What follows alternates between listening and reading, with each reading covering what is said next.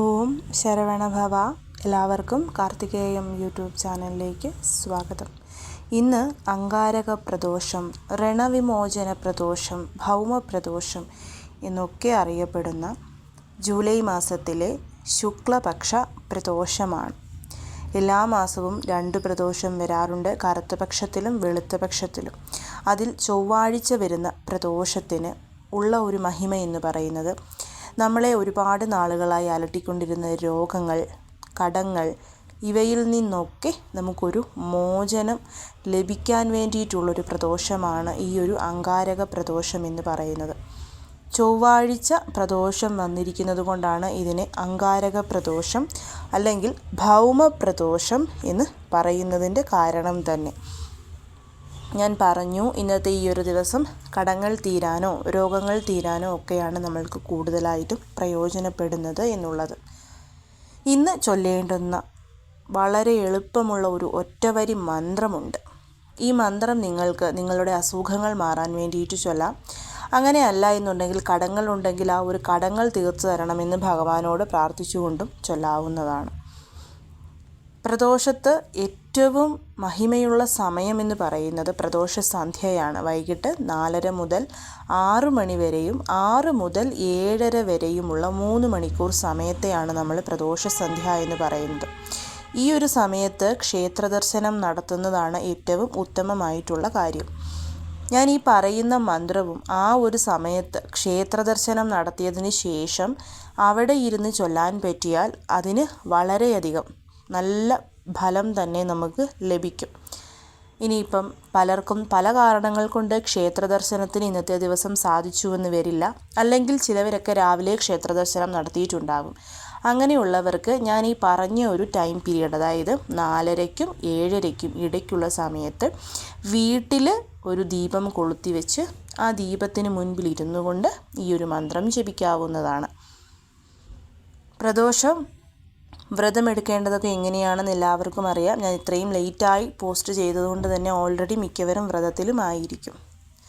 ക്ഷേത്രദർശനം നടത്തുമ്പോൾ ഇന്നത്തെ ദിവസം ഞാൻ എപ്പോഴും പറയുന്നത് പോലെ ഭഗവാന് കൂവളത്തിലെയോ കൂവളത്തുമാലയോ ഒക്കെ സമർപ്പിക്കാൻ ശ്രമിക്കണം.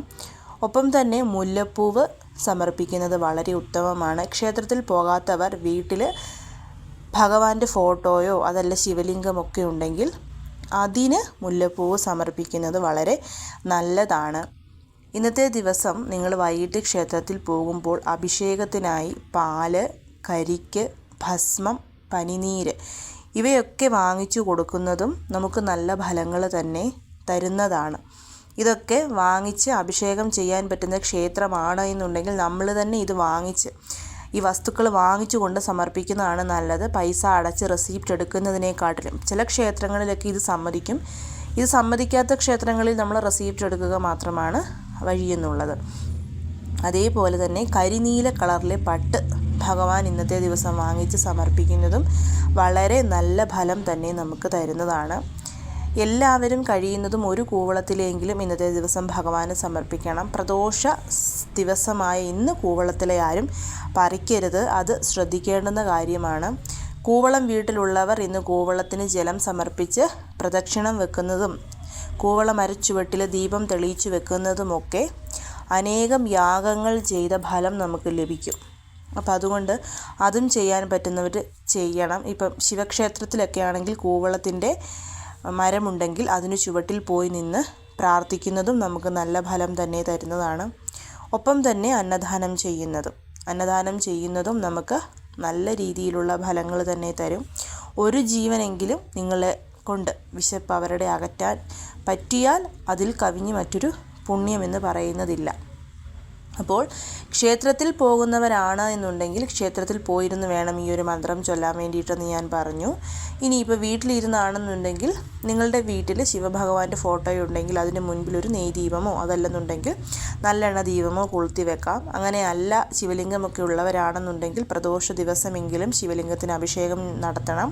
പാലും പനിനീരും വെള്ളവും ഒക്കെ കൊണ്ട് അഭിഷേകം നടത്തിയാൽ മതി. അഭിഷേകം നടത്തി നെയ്ദീപം കൊളുത്തി വെച്ച് കൂവളത്തിലേക്ക് സമർപ്പിച്ച് പ്രാർത്ഥിച്ചതിന് ശേഷം ഞാൻ ഈ പറയുന്ന മന്ത്രം നിങ്ങൾ 108 തവണ ജപിക്കുക. ആദ്യം തന്നെ ചെയ്യേണ്ടത്, ജപിക്കുന്നതിന് മുൻപ് ഇപ്പം രോഗങ്ങളുള്ളവരാണ് നിങ്ങളെന്നുണ്ടെങ്കിൽ ഒരു കൂവളത്തില എടുത്ത് നല്ല വൃത്തിയായിട്ട് കഴുകണം. നല്ല വൃത്തിയായിട്ട് കഴുകി ആ കൂവളത്തില നമ്മുടെ വലത് കൈയിൽ മുറുക്കി പിടിച്ചുകൊണ്ട് ഞാൻ ഈ പറയുന്ന മന്ത്രം 108 തവണ ചൊല്ലിയിട്ട് നിങ്ങൾ ആ കൂവളത്തില കഴിക്കണം. കൂവളത്തില കഴിച്ചു എന്ന് പറഞ്ഞുകൊണ്ട് നമ്മൾക്ക് യാതൊരു രീതിയിലുമുള്ള രോഗങ്ങളും വരില്ല. ഒരു ഔഷധം കൂടിയാണ് ഈ ഒരു കൂവളത്തിൻ്റെ ഇല എന്ന് പറയുന്നത്. കൂവളത്തില എടുക്കുമ്പോൾ 3 ഇതളുകളോട് കൂടിയ കൂവളത്തില തന്നെ എടുക്കണം.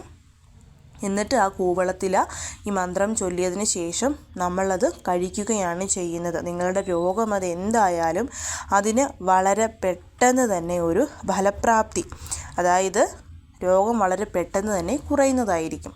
ഇനി കടങ്ങൾ മാറാൻ വേണ്ടിയിട്ടാണ് നിങ്ങളിത് കൊളുത്തുന്നത് എന്നുണ്ടെങ്കിൽ ഈ ഒരു കൂവളത്തില ഇതേപോലെ തന്നെ നമ്മൾ നമ്മുടെ വലത് കൈയിൽ പിടിച്ച് ഞാൻ ഈ പറയുന്ന മന്ത്രം 108 തവണ ചൊല്ലിയതിന് ശേഷം എത്രയും പെട്ടെന്ന്, കടം എന്നുള്ള വാക്ക് ഉച്ചരിക്കരുത്. കടം നിങ്ങൾക്ക് തീരാൻ എത്ര എമൗണ്ട് ആണോ വേണ്ടത്, ഇപ്പം 1 ലക്ഷം രൂപയാണ് നിങ്ങൾക്ക് കടം തീരാനായിട്ട് വേണ്ടതെന്നുണ്ടെങ്കിൽ എനിക്ക് ആ 1 ലക്ഷം രൂപ കിട്ടണം എന്ന് പ്രാർത്ഥിച്ചതിന് ശേഷം അത് നിങ്ങളുടെ മണി പേഴ്സിലോ പൈസ വെക്കുന്ന സ്ഥലത്തോ കൊണ്ടുപോയി വെക്കാവുന്നതാണ്.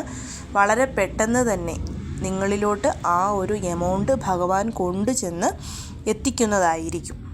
പക്ഷേ ചെയ്യുമ്പം വിശ്വാസം വേണം. അതേപോലെ തന്നെ വ്രതം എടുക്കുന്നവർക്കും വ്രതം എടുക്കാത്തവർക്കുമൊക്കെ ഇന്ന് ഈ മന്ത്രം ചൊല്ലാവുന്നതാണ്. കൂവളത്തില ഇല്ല എന്നുണ്ടെങ്കിൽ നിങ്ങൾക്ക് കൂവളത്തില ഇല്ലാതെ ഇത് ചെയ്യാം, മന്ത്രം മാത്രമായിട്ട് ചൊല്ലാം. പക്ഷേ ഫലം കുറവായിരിക്കും. കാരണം കൂവളത്തിലേക്ക് ഈ ഒരു പ്രദോഷ ദിവസത്തിൽ വളരെയധികം പ്രാധാന്യമുണ്ട്. അതുകൊണ്ടാണ് കൂവളത്തില ഉപയോഗിക്കണം, കൂവളത്തില എടുക്കണം എന്ന് ഞാൻ പറഞ്ഞതിൻ്റെ പിന്നിലെ കാര്യം. അതേപോലെ തന്നെ പീരിയഡ്സ്, പുലവാലായ്മ ഉള്ളവരൊന്നും ഇത് ചെയ്യരുത്. നിങ്ങളിപ്പം രാവിലെ നോൺ വെജ് കഴിച്ചെങ്കിൽ വൈകിട്ട് കുളിച്ചിട്ട് ചെയ്തോട്ടെ എന്ന് ചോദിക്കരുത്. ചെയ്യാൻ പാടില്ല. നമ്മളും നമ്മുടെ ഉള്ളും ഒരുപോലെ ശുദ്ധമായിരിക്കണം നമ്മളിത് ചെയ്യുമ്പം. കാരണം നമ്മളൊരു മെഡിസിൻ കഴിക്കുമ്പോഴും ആ രോഗം അറിഞ്ഞ് നമ്മൾ മരുന്ന് കഴിച്ചെങ്കിലല്ലേ ഫലിക്കുകയുള്ളൂ. അതേപോലെ തന്നെയാണ് ഈ കൂവളത്തിൽ നമ്മുടെ ഉള്ളിൽ ചെല്ലുമ്പോഴും ആ കൂവളത്തിലയിൽ എത്രമാത്രം ശുദ്ധമുണ്ടോ അതേ ശുദ്ധം നമ്മുടെ ശരീരത്തിലും ഉണ്ടായിരിക്കണം. അപ്പോൾ അതുകൊണ്ട് നോൺ വെജ് ഒന്നും കഴിച്ചിട്ട് ആരും ഇത് ചെയ്യരുത്. ഇപ്പോൾ കടം തീർക്കാൻ വേണ്ടിയിട്ടാണെങ്കിലും നിങ്ങൾ നോൺ വെജ് കഴിച്ചിട്ട് ഈ ഒരു മന്ത്രം ചൊല്ലാനായിട്ട് പാടില്ല. അപ്പോൾ നമുക്ക് ആ ഒരു മന്ത്രം എന്താണെന്ന് നോക്കാം. ഞാനിവിടെ എഴുതിയും കാണിച്ചിട്ടുണ്ട്. മന്ത്രം ഇതാണ്: സിംഗ് വങ് നമ ശിവായ. സിംഗ് വങ് നമ ശിവായ. ഇതാണ് മന്ത്രം. വളരെ വളരെ പവർഫുള്ളായിട്ടുള്ള, വളരെ പെട്ടെന്ന് തന്നെ നമുക്ക് ഫലം തരുന്നൊരു മന്ത്രമാണിത്. കഴിയുന്നതും എല്ലാവരും ഇത് ചൊല്ലാനായിട്ട് ശ്രമിക്കണം. ഭഗവാന്റെ അനുഗ്രഹം കൊണ്ട് വളരെ പെട്ടെന്ന് തന്നെ നിങ്ങൾക്ക് എല്ലാവർക്കും ഫലം കിട്ടുന്നതായിരിക്കും. എല്ലാവരെയും മുരുകൻ അനുഗ്രഹിക്കട്ടെ. ഓം ശരവണ ഭവ.